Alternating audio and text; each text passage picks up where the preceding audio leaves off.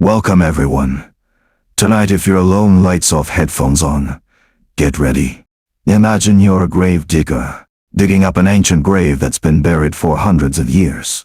Suddenly, from beneath the earth, a familiar voice calls your name. The voice of a loved one who's been gone for so long. Will you pry open the coffin lid? And there they are, two skeletons, still holding hands tightly, fingers intertwined like a promise they refuse to break, even after more than 80 years underground. These are 5 terrifying stories inspired by the most famous graveyard creepypastas. The kind written to give you chills, even though you know they're fiction. But once you're done listening, you might never look at a cemetery the same way again. You'll never see it as just a peaceful place. If you're brave enough to hear all 5 without skipping, smash that like button right now so I know how tough you are. And subscribe. Turn on notifications for more haunting stories like this. Let's get started. Don't miss a single one, because some of these will have you sleeping with the lights on for a whole week.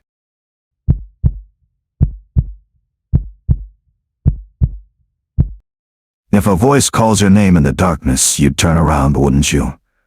And if it's the voice of someone you loved most, what then? The west section of Oakwood Cemetery had one unspoken rule: nobody works alone there after 4 in the afternoon. The trees there were ancient oaks whose branches strangled the light, making even noon feel like dusk. The graves dated back to the 1872s, most weathered beyond reading, their occupants long forgotten. It was a place where the dead outnumbered the living by such margins that you could feel the imbalance in the air itself, thickened watching. What Thomas had been with us for 15 years, and he had a stubborn streak that came from competence. When a headstone began leaning dangerously in November 2018, Thomas volunteered to stay late and stabilize it. "I've been back there 100 times," he said. "I know the place. It's fine." I trusted him. That was my first mistake. I let him go alone. By 5:15, twilight had swallowed the cemetery. My phone rang. Thomas's voice came through, low and uncertain in a way I'd never heard before. "Boss, someone's calling my name." There was wind noise, branches creaking. "There's nobody here.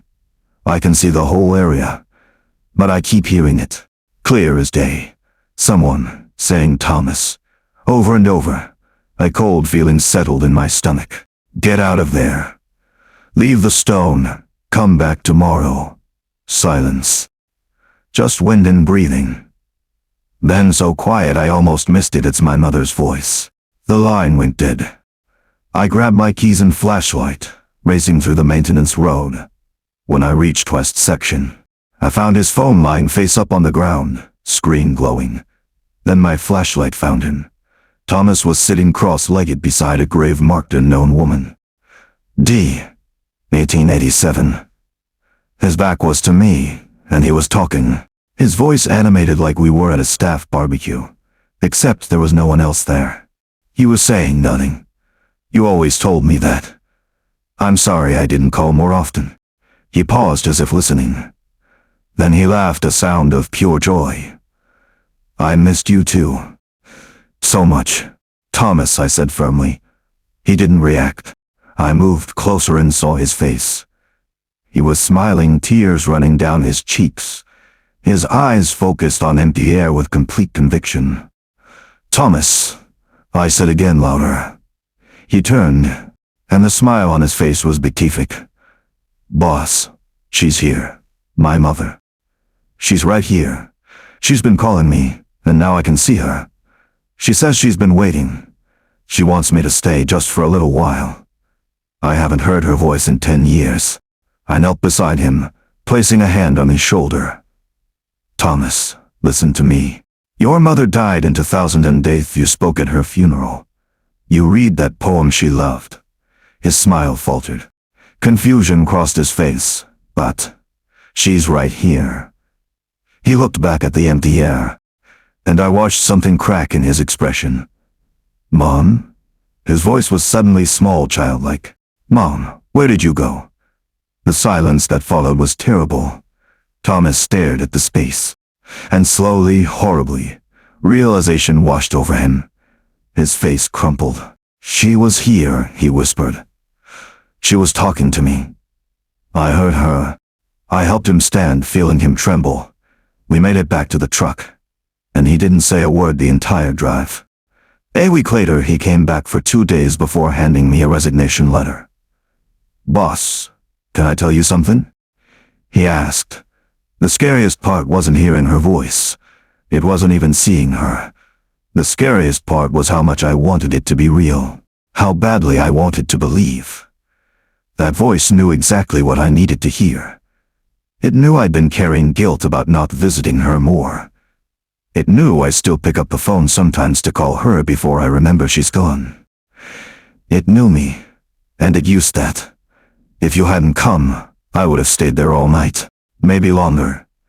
I would have sat there in the cold and the dark, talking to nothing, because for just a few minutes I got to hear my mother say my name again.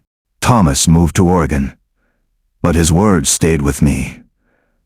I started noticing patterns. Every story about West Section involved someone alone, someone who'd lost someone dear.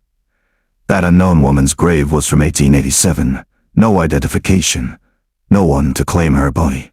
Died alone, buried alone, forgotten by everyone. And maybe still calling out, looking for any voice to answer back. Any company to ease an eternity of solitude. I implemented a new policy. West Section is now off limits after 3 in the afternoon.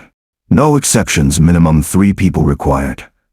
I haven't been back at dusk since. Because there are places that don't hunt the living out of malice. They hunt loneliness. They hunt grief.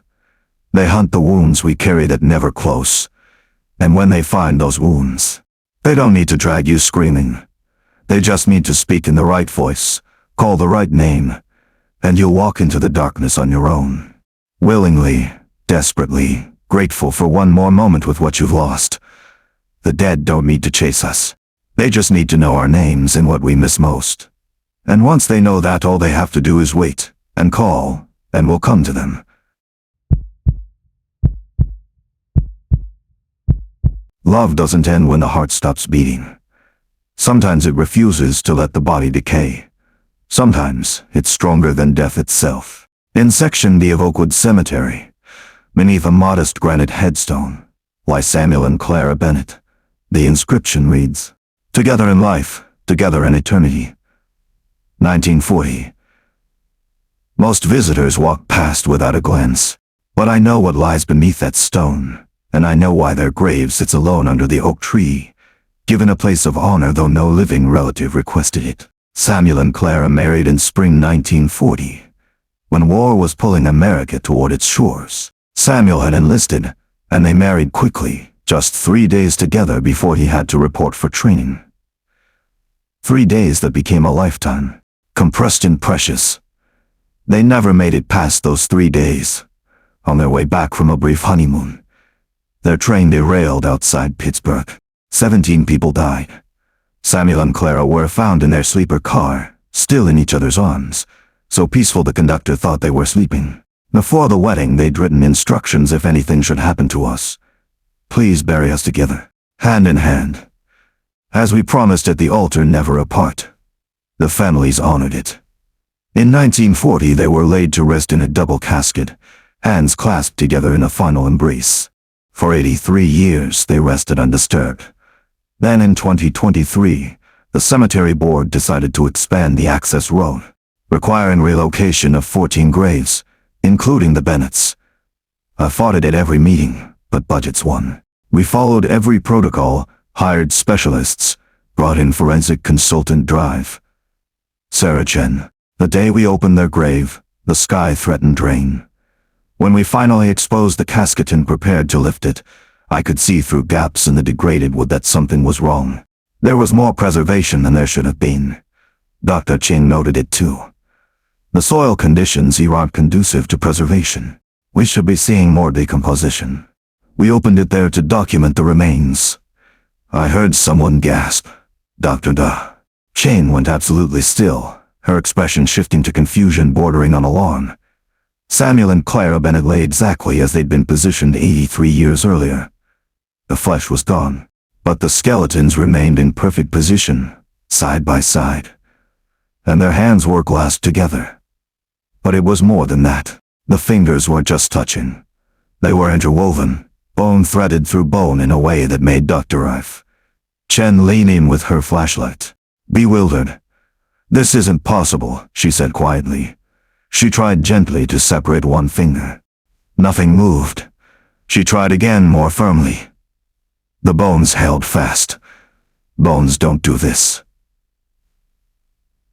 They don't grow together like this. The finger bones had somehow interlaced, wrapped around each other in a pattern that defied everything we knew. Where Samuel's index finger should have lain separate, it had curved through the gap between Clara's fingers. Where her thumb should have remained natural, it had wrapped over his hand. The bones looked braided together, an impossibility we were all witnessing. Could they have been wired together? Someone asked. Dr. Chen shook her head. No external binding, no wire, no thread. This is as if the bones themselves refused to separate. Then I noticed a scrap of paper near the foot of the casket. Dr. Chen extracted it carefully. The ink was barely visible. But I recognized the handwriting. "I promise I will never let go of your hand. Not in heaven, not in earth, not ever, Samuel." The silence was profound. We stood around that casket, professionals who'd seen every variation of death, and we had no words. Love that had transcended the dissolution of flesh, promises kept beyond any definition of keeping them. Dr. Chin made her decision quickly. We don't separate them. We can't physically, but even if we could, we don't. We prepared a new casket, larger than standard. The Bennett remains were transferred exactly as they lay, no attempt to rearrange them. The interlaced hand bones remained undisturbed. The new burial site was chosen carefully, under an old oak where it caught afternoon light, where the ground would remain undisturbed by future plans. As the casket was lowered, I felt something unexpected. Not sorrow, not unease, something that felt like peace. Dr. Chen stayed after everyone left. 20 years I've been doing this work, she said. I have never seen anything like that. I don't know how to explain it in any report that wouldn't make me sound insane. I offered. Maybe some things don't need explanation. She smiled slightly. Maybe some promises are stronger than we give them credit for. Maybe some bonds don't break just because the heart stops beating. I visit the Bennett grave regularly now. It reminds me of something important. Samuel and Clara kept their promise through death, through decay, through 83 years in darkness. Love didn't let go. Love literally refused to release its grip. Fresh flowers appear there sometimes, though there are no living relatives. But they appear anyway, as if the love that kept those bones intertwined still draws love to it. Some things don't end. Some promises outlive the flesh that made them. Some love is strong enough to reshape reality itself. And some hands, once clasped, will never let go. Some graves don't appear before your eyes. They come through scent, and when you smell it, it's already too late. I've worked at Oak Hill Cemetery for 12 years, and the first rule the old-timers taught me wasn't about digging or handling families. It was this: never laugh at death. Never think you understand this place completely. Section C is the oldest part, where moss-covered headstones lean at odd angles and names fade into illegibility. There was one grave I never looked at directly. Not out of fear but respect, or pity. The headstone read, Marguerite Lavelle, 1816 1890th. The last rose. She died at 21 on her wedding day. She'd been arranging her bridal bouquet that morning, red roses her fiancé had picked from his mother's garden. Someone had soaked the thorns in rat poison. By the time the ceremony was supposed to start, Marguerite was convulsing, blood trickling from her nose and mouth. The killer was never found. Some whispered it was the fiancé's mother who never approved. Others said a jealous rival. The case went cold.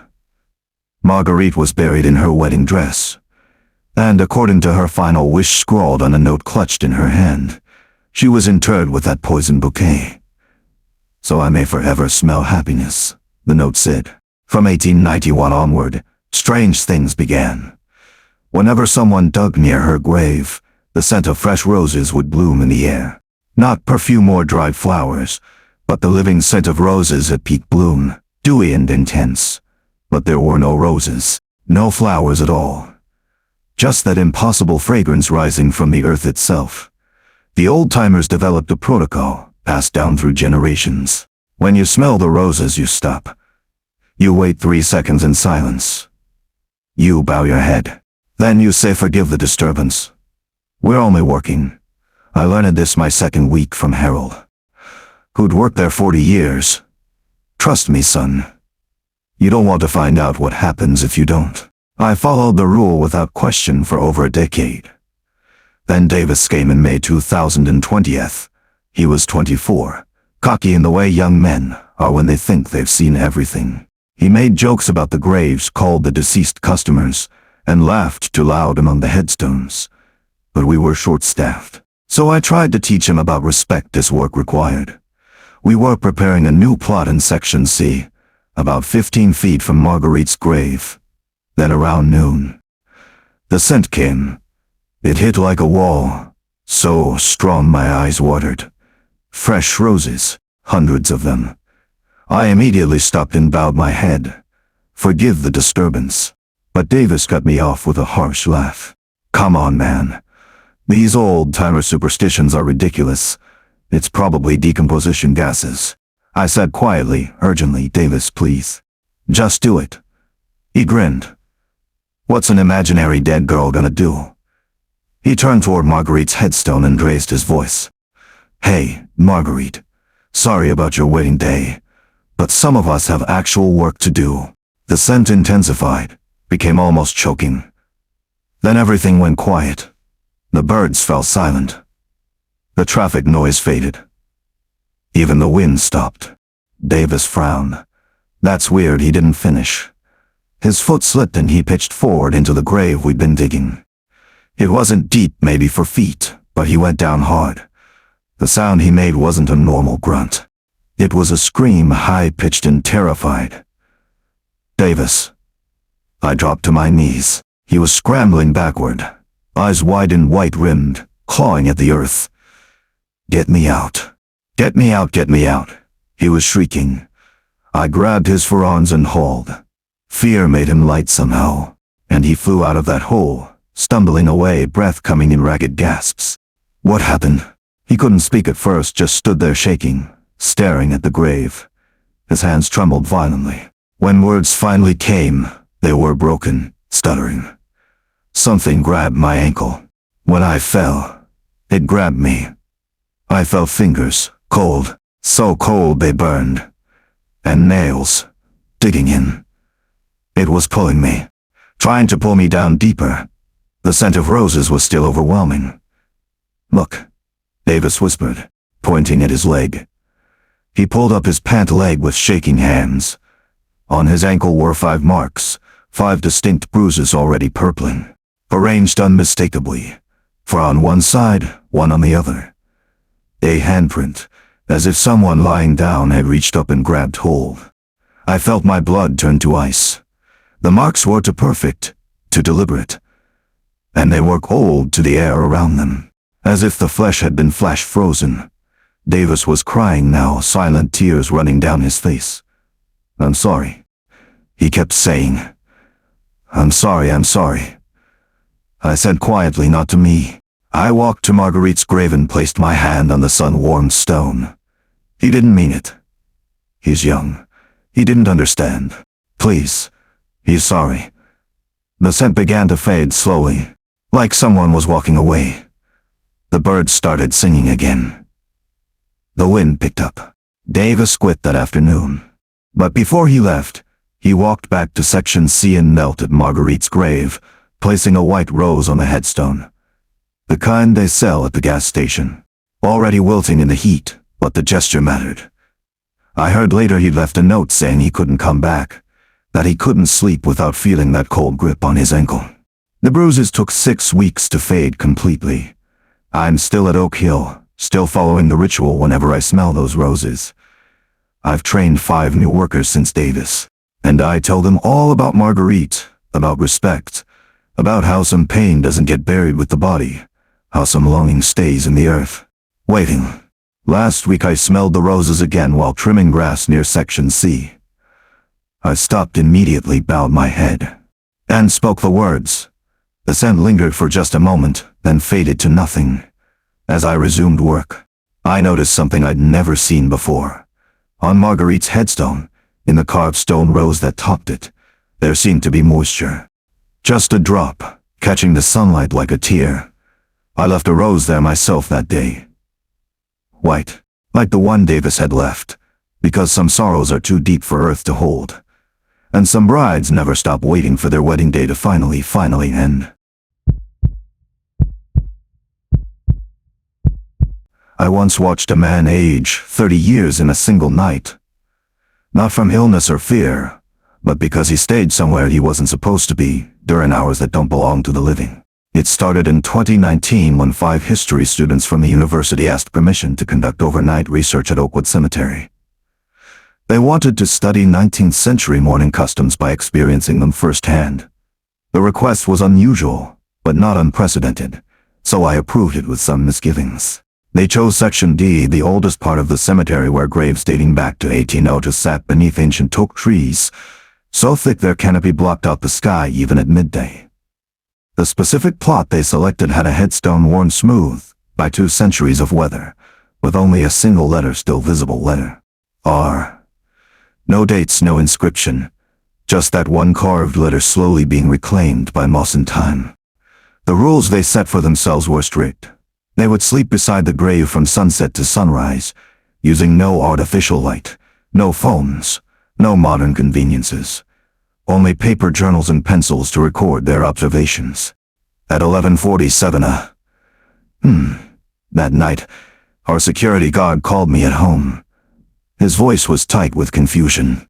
I'm hearing something from Section D. Singing, I think. Like a church choir, but far away. I drove back to the cemetery, irritated but concerned. When I arrived, the guard was standing at the edge of Section D, flashlight in hand but not turned on. It stopped when you pulled up, he said. But I swear I heard it. Multiple voices singing hymns. I walked into the section, sweeping my flashlight across the graves. 4 of the students were asleep in their sleeping bags, arranged in a semicircle around the headstone marked R. They looked peaceful, undisturbed, but the 5th student, Mark, was nowhere to be seen. We searched everywhere. His car was still there. His backpack was still beside his sleeping bag. He'd simply vanished. At 5:42 a.m., the cemetery gate swung open on its own, and the 4 other students came stumbling out, faces pale, eyes widened, unfocused. They walked right past my truck without acknowledging me, heading straight for their cars like sleepwalkers. I called out to them, asking where Mark was, but none of them turned around. Later, when I tried to contact them, all 5 numbers had been disconnected. The university had no record of any history students by those names. I found Mark at 6:15 just as the sun crested the tree line. He was sitting with his back against the headstone, hands clamped over his ears, face split in a rictus that could have been a smile or a grimace. Tears streamed down his cheeks, and his hair, which had been dark brown the night before, had gone completely white on the right side of his head, as if someone had painted a stark line down the middle of his scalp. When I approached, he didn't seem to see me at first. His eyes were fixed on something in the middle distance, and his lips were moving in silent conversation with someone who wasn't there. When he finally focused on me, his smile widened and he spoke in a voice that sounded scraped draw. They showed me. They dug the hole while he was still breathing, covered him up even though he was screaming. They said this place isn't for the living. Not now. Not at this hour. We came at the wrong time.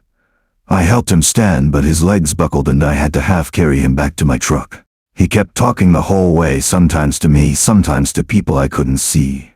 They were all around us, standing in a circle singing old songs in a language I almost understood. They kept saying we arrived too early, that they weren't ready to receive guests yet. Come back when you belong here, they said. Come back when it's your turn. The paramedics found nothing physically wrong with him except the hair.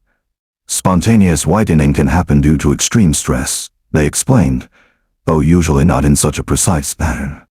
Before he left, he grabbed my arm with surprising strength and pulled me close. Don't let anyone else stay there at night, he whispered. That grave isn't empty. It's just waiting. And whatever's down there, it's been waiting since before the cemetery existed, before the stones were carved, before anyone thought to make this ground holy. After he left, I went back to Section D in full daylight to examine the grave more closely. I brought the cemetery's oldest ledger, the one that dated back to our founding in 1802. There was no record of anyone buried in that plot. No date, no permit. The plot itself wasn't even listed in our official maps. It existed in a gap between recorded spaces, a grave that had no right to be there, but had somehow persisted for over 2 centuries. I reported the incident to the cemetery board, but they dismissed it as a prank gone wrong. College students playing ghost hunter games, they said. The white hair was probably dye. The disappearing classmates were probably hiding off campus to avoid consequences. Nothing to worry about, case closed. But I worry, because 3 weeks after that night, my hair started graying faster than it should. Just on the right side. And sometimes when I'm locking up at dusk, I hear singing coming from Section B. Hymns in a language I don't recognize, but that feels ancient and familiar at the same time, like a memory from a life I never lived. I've stopped going into that section after dark. I've stopped approving overnight research requests. And I've started making sure I'm off the grounds before the sun sets, because I know now what Mark learned that night. Some hours don't belong to us. Some places only reveal their true nature when the living have gone home and the boundary between them now grows thin enough to step through. The grave with the R is still there. The stone is still weathered into numbness. And sometimes on certain nights when the moon is dark and the wind moves through the oaks in just the right way, I swear I can see figures standing around it. Not ghosts exactly. More like impressions of people who existed in a time before this place was sanctified, when the ground belonged to something older than names and dates and proper burials. The cemetery closes at sunset now. No exceptions. No research permits, no overnight vigils. Because some traditions aren't meant to be recreated. Some experiences belong to the dead, and the living who try to borrow them rarely return unchanged. That grave is still waiting. I don't know for whom or for what. But I know with absolute certainty that it's not empty. And it's not abandoned, and it's not meant for anyone who arrives while their heart is still beating. Not yet anyway. But someday, when my turn comes and they lower me into whatever plot has my name on it, I think I'll hear that singing again. And this time, I'll understand the words. If every photo you took came out blurred except for one, would you really want to look closely at what came through clear? The grave sits in Section A, pressed against the line of century-old oaks that mark the cemetery's eastern boundary. The headstone reads Eleanor Thorne, 1847-1889, waiting for the one who never returned. Nobody knows Eleanor's story. Not really. The records show only that she was buried in a white wedding dress and that someone, probably whoever commissioned the stone, had a teardrop carved into the marble below her name. What we do know is that every October since 1920, a fog settles over Section A regardless of the weather. It doesn't drift in from anywhere. It just appears at dusk and clings to the ground until dawn. Thick and cold even on warm autumn nights.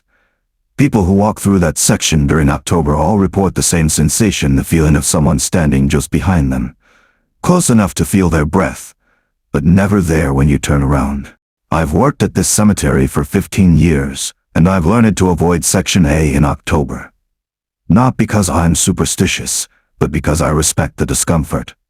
Some places don't want to be disturbed, and Eleanor Thorne's grave is one of them. On October 23, 2021, 4 young people came to the cemetery at 12:03 p.m. They didn't ask permission. According to the security footage, they climbed the fence near the maintenance gate and headed straight for Section A with their phones out, laughing and taking selfies. Just kids looking for a thrill, the kind we get every Halloween season. One of them, Jessica, came to my office a week later. She looked like she hadn't slept since that night. Her hands shook as she pulled out a printed photograph and laid it on my desk. At first everything was normal. She said, "We were just messing around, taking pictures by the headstones." But when I opened my camera, at near Eleanor's grave, my phone started acting weird. The screen lagged, the whole device got hot in my hand, and the battery just plummeted. I had 78% when we got there. 3 minutes later, it was down to 12%. They took over 40 photos that night. She told me, group shots, individual poses, close-ups of the headstone, standard teenage ghost hunting behavior. But when they left and checked their phones, every single image was blurred. Not motion blur or focus issues, just a uniform soft haze over everything, like the camera couldn't quite capture what was in front of it. Every photo except one. Jessica pushed the printed image toward me. "This is the only one that came out clear. And I need you to tell me I'm not crazy, because nobody else will look at it long enough to see what I see." The photo showed for young people arranged in front of Eleanor's headstone, smiling at the camera. Normal, happy, alive. But standing behind them, perhaps 2 meters back, was a fifth figure. A woman in a long white dress. Her head was tilted slightly to the right. Dark hair fell across half her face, but not enough to hide her eyes, which were looking directly at the camera. And her mouth was curved in what could have been a smile, though it was hard to tell if the expression was welcoming or something else entirely. "There was nobody behind us," Jessica said flatly. "I remember exactly where we were standing. I remember checking to make sure we weren't blocking any other graves. There was no one there when I took that picture." I believed her, not because I'm credulous, but because I've seen too many strange things in this cemetery to dismiss anything outright. I asked her what happened after they noticed the figure in the photo. My phone died completely. Like, wouldn't turn on, wouldn't charge, nothing. I took it to a repair shop, and the technician said the power IC was fried, but he couldn't explain why. He said it looked like it had been exposed to extreme heat from the inside out, but there's no way that should happen unless the battery exploded, and the battery was fine. She'd managed to print the photo before her phone died because it had automatically backed up to her cloud storage. But when her friends tried to look at their copies, their phones would crash or freeze. Eventually, they all deleted the image just to get their devices working again. Jessica was the only one who still had it, and keeping it felt like carrying around a weight she couldn't put down. I examined the photo more carefully, using the magnifying glass I keep in my desk for reading old burial records. That's when I noticed the detail that made my skin prickle. On the woman's cheek, just below her right eye, there was a streak of moisture. A tear, caught in the act of falling. Jessica saw me notice it. That's why I came to you. I keep thinking about that gravestone, waiting for the one who never returned. What if she's still waiting? What if she's been there all this time just trying to be seen, trying to prove she still exists? And we're the first people in over a century who managed to see her clearly enough for it to matter. I didn't have an answer for her then, and I still don't. But I think about that photograph more often than I should. I think about Eleanor Thorne, buried in a wedding dress for a ceremony that apparently never happened. I think about 142 years of waiting for someone who never came back. And I think about what it must be like to exist in that liminal space between being remembered and being forgotten, where you're not quite gone but not quite real anymore either. Jessica asked me if I thought the woman in the photo was dangerous. I told her the truth. I don't think Eleanor wants to hurt anyone. I think she just needs to know she's still here. That after all this time someone can still see her. That she's not just a name on a stone and a story people forgot. But I also told Jessica something else, something I've learned from years of walking among the dead. Sometimes being seen is enough. Sometimes acknowledgement is all a ghost needs to finally rest. And sometimes being seen is just the beginning of being known. And being known means you're no longer waiting alone. Jessica never came back to the cemetery after that conversation. I don't blame her. But sometimes in October when the fog settles over Section I and I'm doing my evening rounds, I'll walk past Eleanor's grave and pause. The headstone is always slightly damp, even on dry nights like it's been crying. And if I stand very still and don't think too hard about what I'm doing, I can almost feel her there. Not hostile. Not threatening. Just present. Just waiting. I've never tried to take a photo of Eleanor's grave. I'm not sure I want to know if she'd appear clearly for me too, or if Jessica and her friends caught something that can only be seen once. Some questions don't need answers. Some images are better left unrecorded. But every October 23rd, I make sure to walk past that grave at 12:03 a.m. I don't take pictures. I don't try to communicate with anything. I just acknowledge that she's there, that I know she's still waiting, and that someone remembers her name. Because maybe that's all any of us really want in the end, to be seen, to be remembered, to know that our waiting, however long it lasts, is witnessed by someone who understands. The fog always feels a little thinner after those visits, just a little. Like maybe Eleanor rests easier knowing she's not completely forgotten. Not entirely alone. I still don't know who she's waiting for. The records don't say. Maybe someone who died before they could marry her. Maybe someone who left and promised to return. Maybe just the acknowledgement that she existed at all, that her grief was real, that her waiting meant something. But I hope, in whatever way matters to the dead, that she knows now. That photograph proved it. Eleanor Thorne was there. She is still there. And she will be there waiting in her wedding dress, until whoever she's meant to find finally comes home. Or until someone takes another photo clear enough to see her face and realizes that some people don't wait to be found. They wait to be remembered. And that might be all the reunion they need.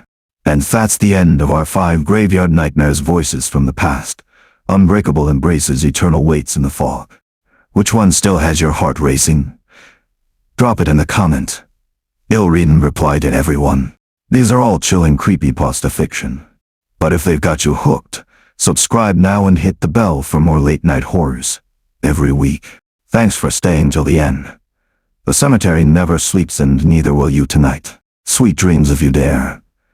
See you next time.